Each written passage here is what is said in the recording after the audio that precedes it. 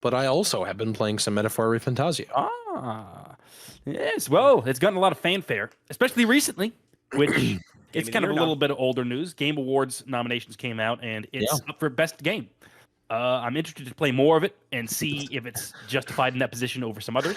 It's up for Game of the Year. It's not up for Best Game. It's up for Best Game Direction. What's the difference?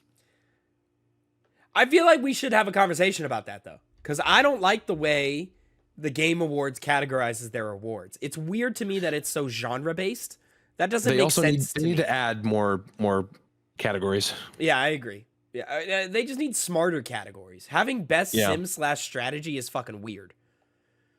Why is that weird? That's like one of the least weird ones in my opinion. Sim and strategy are two different genres, and you clump them together because there's not enough of either. And that's feeds into my bigger thing. Why are we doing it based off of genres? That doesn't make sense to me.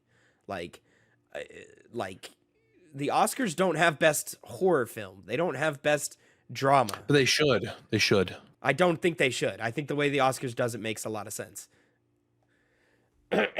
Personally, I mean, I don't think the sounds to me is overall it feels like you want less. Do the Tonys do? No, I want smarter categories. Do the Tonys do awards based off of categories? I don't think they do. I've never watched a Tony ceremony. I've watched bits and pieces from like when Hugh Jackman and Neil Patrick Harris hosted, but you know. Yeah. The only one that I think makes sense is music. Music is the only one that like makes sense to me, like to have like best rap album, to have best pop album, like those country album. Those things make sense to me. But yeah, for video games, genres are weird. Like because what do you do? So best fighting is one that's a mainstay. But what if you only have 1 or 2 fighting games out in a year? But you always have more than that. You usually do. But what if you don't out of consequence? Because I mean, listen, this year I think they barely got to 5. I mean, there was a couple years ago when they put Sifu in there. So yeah, exactly. Like that year, Sifu wasn't. There was more fighting games that came out that year, which is why it was so annoying that they put Sifu in there. Sifu's also not a fighting game. Yeah, that's the issue. That's another thing. How do we categorize these games? Because a lot of these games check boxes in a lot of categories. So, like Elden Ring is a perfect example of this. Elden Ring is a weird action RPG, so it fits in the RPG genre. It fits in the action RPG genre. It fits in action adventure, and it fits in action. Like I think it fits in. Like it checks all 4 or 5 of those boxes. However many I just named. So do you just give it a nomination for every one of those? That feels like cheating. No, what you do is you make a category for best DLC and put Shadow of the Erdtree in that. There is always lots of DLC. 1, I agree with you on that. 2, Shadow of the Erdtree being nominated for Game of the Year is still fine. I don't like it though.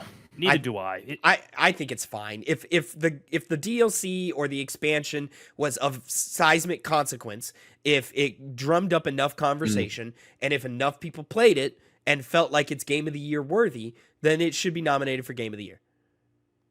But even so, that's kind of unfair as a general status of every other game is going up against, which are ones that are just now releasing.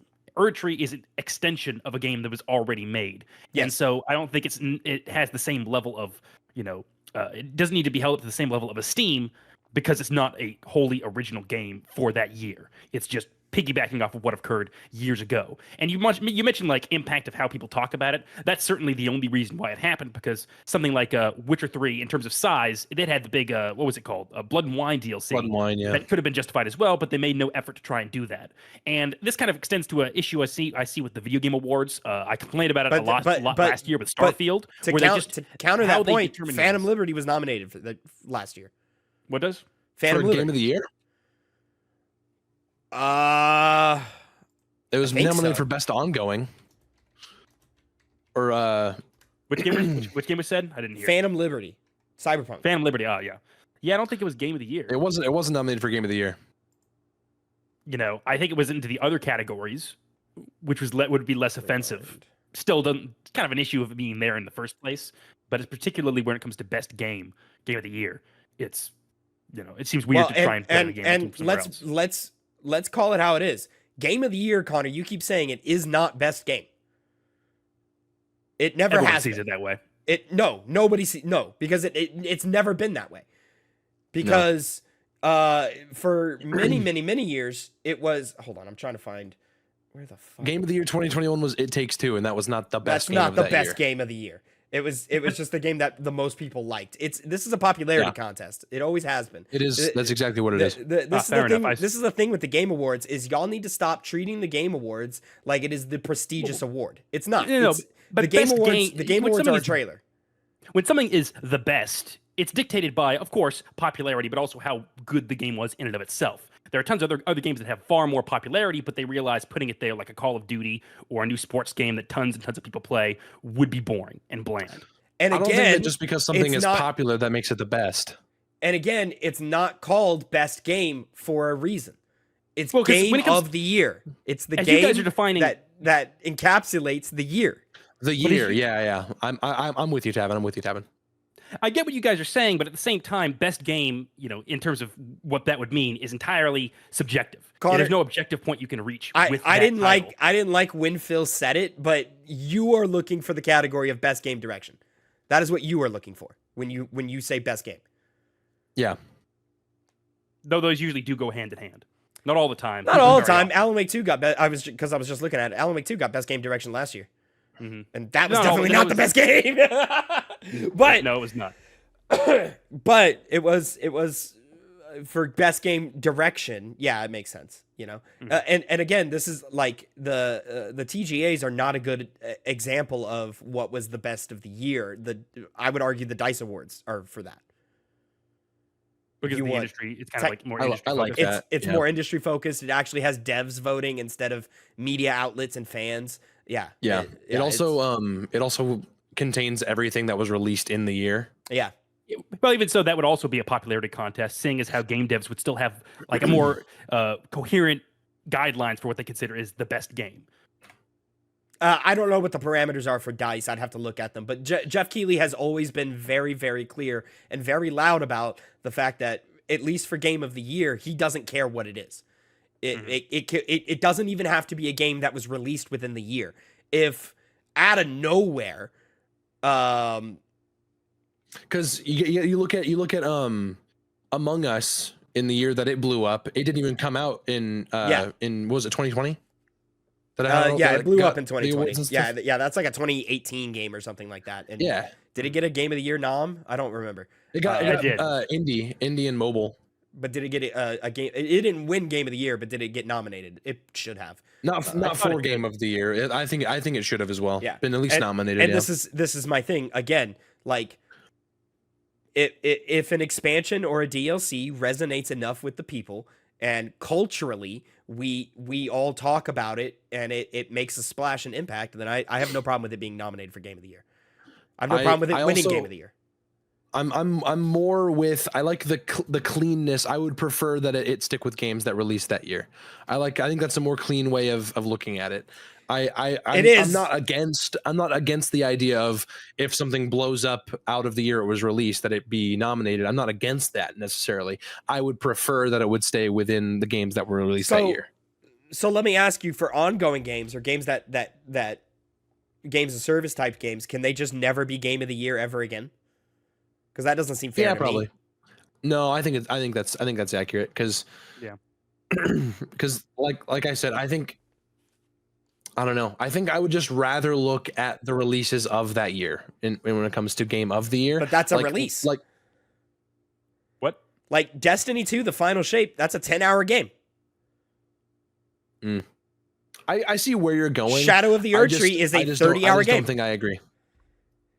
And also, that's kind of fucked up. It's 30 hours of new content. That's a new game by any other standard. Yeah. It's just because you've played it before. It might as well be Elden Ring 2. What is the difference? What is the difference between Shadow of the Erdtree and Spider-Man Miles Morales? Because nobody would have bet. I think, did Spider-Man Miles? No, it didn't get I don't think it got nominated for Game of the Year. But if Spider-Man Miles Morales got nominated for Game of the Year, nobody would have blinked an eye.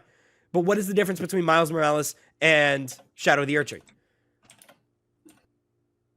Shadow of the Erdtree had a lot more widespread appeal, and so similar to how they did that for Starfield, they put it on. Dad, but it had actually quality behind it, so they could. Connor, you're arguing for me now. What? You're arguing for me now. gonna say you've kind of gone with Tavin there. I was looking because I didn't remember. Kind of piggybacking off what you were saying, Tavin, kind of somewhat unrelated. I was looking at Miles Morales Game Award nominations, and it only got ones for performance, players, voice, and action adventure. Yeah, that makes sense. Miles Morales not a phenomenal game, in my personal opinion. It was good, wasn't like great. I think it's definitely the weakest of the 3 games we've gotten so far. Yeah.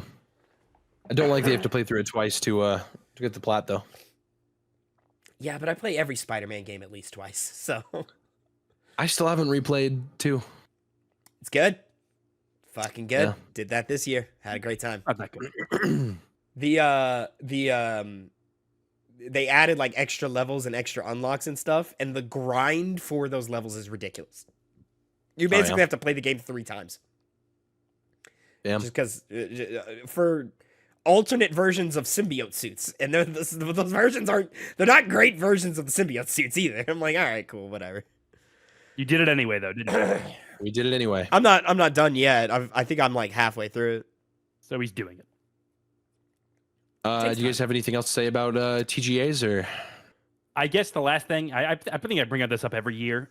Going back to the kind of the categories, the only issue I would see with splitting it into different genres is it gets to that point where you have so many games that are in Game of the Year category that are just included in the same list as like best action, like best role-playing game or best action adventure game or whatnot. And generally, you can kind of see which one's going to win based off how the voting goes on that.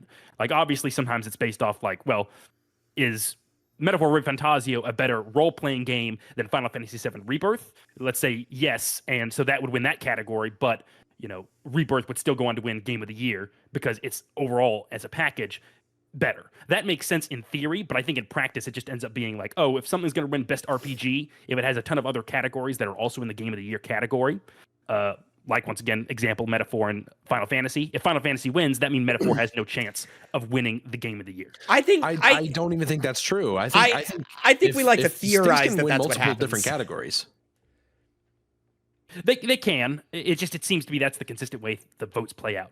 I don't think it is. I think we like to theorize that that's how it plays out, but I don't think I don't think anybody predicted Alan Wake 2 to sweep the way it did last year, and it swept. It got so many. Yeah, in pretty much everything except for Game of the Year.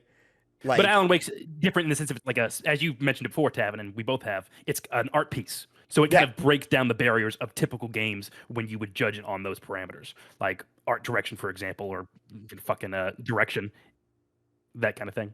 Like sometimes when games are able to do that at the TGAs, I think like, man, good for them. They kind of showed out this year. I think Astrobot's gonna sweep. I think Astrobot's pretty much any category Astrobot is in, I think it's gonna win. And there are categories that I very vehemently believe that it should go to other games. Prince of Persia should win the action adventure game, but it won't.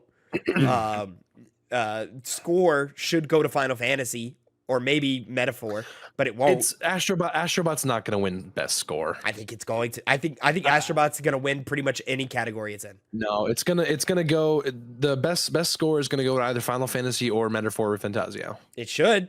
I don't think it will. I guess we'll have to find out and disprove Tavin, Phil. On December 12th.